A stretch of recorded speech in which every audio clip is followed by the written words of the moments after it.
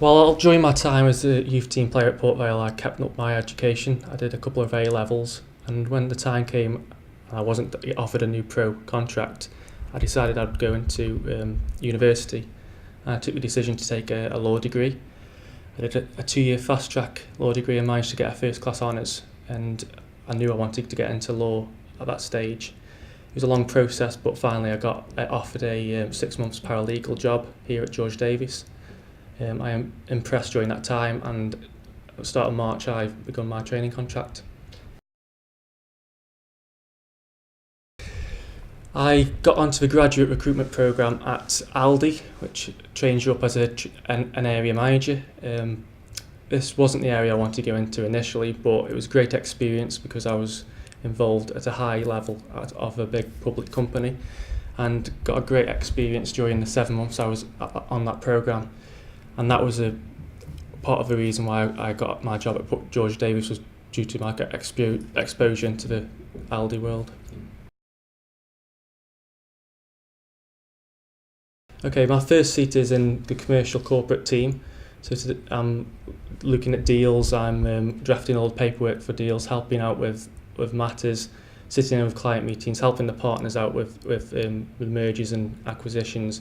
It's a great experience, and hopefully it's an area where I think I want to qualify in once I've completed my training contract. The training contract is a 2-year programme. I'm hopefully going to get 3 months off this due to my 6 months as a paralegal. You can take half the time off towards your training contract. So in 18 months' time I should be a qualified solicitor and hopefully have a newly qualified position at George Davies.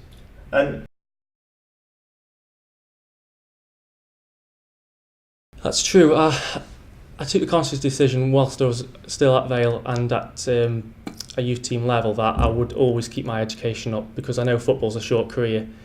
The legal side of things was something I was interested at college, and I knew if my professional contract wasn't renewed that I would definitely go into and do a law degree. So it was an easy decision to make at the time because I knew that's the route I was going to take. I think it's essential that young players, especially in the youth team, prepare for their life outside football, because as we know, football's a short career if it's successful, and there's so many youth team players who don't get that professional contract. So I think it's really important that you do think about your education side and get the grades behind you.